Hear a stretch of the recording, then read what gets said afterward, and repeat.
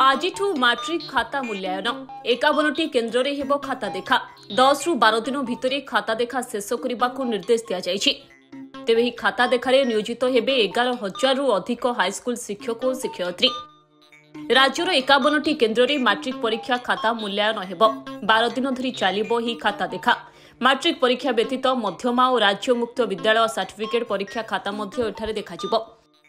एने माध्यमिक शिक्षा परिषद पक्षरु सूचना दिया जायछि। छात्र छात्री 50 नंबर विशिष्ट लिखित परीक्षा उत्तर खातार मूल्यांकन पई व्यवस्था रहिछि। सकाळ 9 टारु अपराह्न 5टा पर्यंत खाता देखा पई समय धार्य होइछि। खाता मूल्यांकन को त्रुटि शून्य करबा लागि बोर्ड कर्तृपक्ष सोमवार समस्त 30टी जिला शिक्षा अधिकारी सह समीक्षा बैठक करिसंति। खाता देखारे नियोजित शिक्षक और अन्य कर्मचारी माननकु मंगलवार मूल्यांकन केन्द्र रे रिपोर्ट करने को निर्देश दिया जायछि। चलित वर्ष मैट्रिक परीक्षा फेब्रुआरी 21 तारिख रु आरंभ होई मार्च 6 तारिख जाए चलीथिला। मोट 5,22,336 जन छात्री छात्र एही परीक्षा देथिले।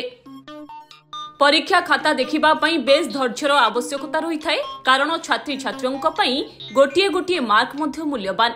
तेणु आमको बेस सतर्कतार सहित एवं चिंता मुक्त होई पिलांकु मार्क देबाकू पड़े बोली बाहर जिल्लारो मूल्यांकन करबाकू आसीथिबा शिक्षक निजर प्रतिक्रिया रखिछंती।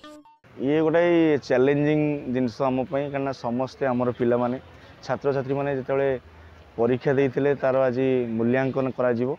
मूल्यांकन सेमती सर्वमोट परे आमे मॉडरेट करिवो। मूल्यांकन जेमती करबा कथा जे सठिक लिखिथिबो, जे जेतिकी मार्क पाइबा कथा प्राप्य से सेतिकी ही पाइबो, लेखा पर निर्भर करे। तो आमर जॉइनिंग तो आज आरंभ होइछि, तो खाता हिसाब रे निर्भर करे सेमती किसी न थाए। पाखापाखि 10 दिन 12 दिन भलिया खाता देखा एमती चले। 10 टारू 5टा पर्यंत आम एठी खाता देखू। प्रत्येक वर्ष भली एई वर्ष मध्य मोर खाता देखा ड्यूटी पड़ीछि। जेहेतु मु वोकेशनल रे अछि, टूरिज्म हॉस्पिटैलिटी मोर सब्जेक्ट, मु सेही खाता ही देखिबी। अन्य जो टीचर मैंने अच्छा से जार जो सब्जेक्ट से हिसाब से खाता देखिए। निश्चय निश्चय निश्चय बढ़िया कथा कहले आप। खाता देखला बेले आमको धैर्यर आवश्यकता रहे, कारण सबू पिलांकर चिंताधारा एक न थाए। किछि पिला सेही जिनसटा को बंकई बुले बांकई लिखि थांते, आमको सेही मार्किंग बा मूल्यांकन करिया पई गोटे चैलेंजिंग रुए। तथापि आम धैर्यर सहित ताकू देखू, कारण पिलार भविष्य निर्भर करे पाठ उपर।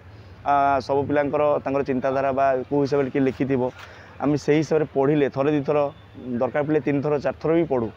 आमको यहाँ तो नुहे सेटा तो केबे हेई परिबोनी, कारण आमे भी मध्य दिने छात्र थिलु। आउ पिलांको ऊपर रागिबा बात से कौन लिखिछंती छकी मारिबा एटा केबे संभव नुहे। सरकारंकर नियम अछि। नहीं धैर्य तो निहाती ऑब्वियसली गोटे टीचर पे जहाँ भी दरकार, कारण पिला कौन लिखि ताको पढ़ी मार्किंग करवा बहुत पेशेंस सह मार्किंग करिया पड़ी थाए, कारण गोटे गोटे मार्क भी पिला गुरुत्वपूर्ण होता है। सेटा से जगी रखिक मार्क देवाक पड़ी थाए।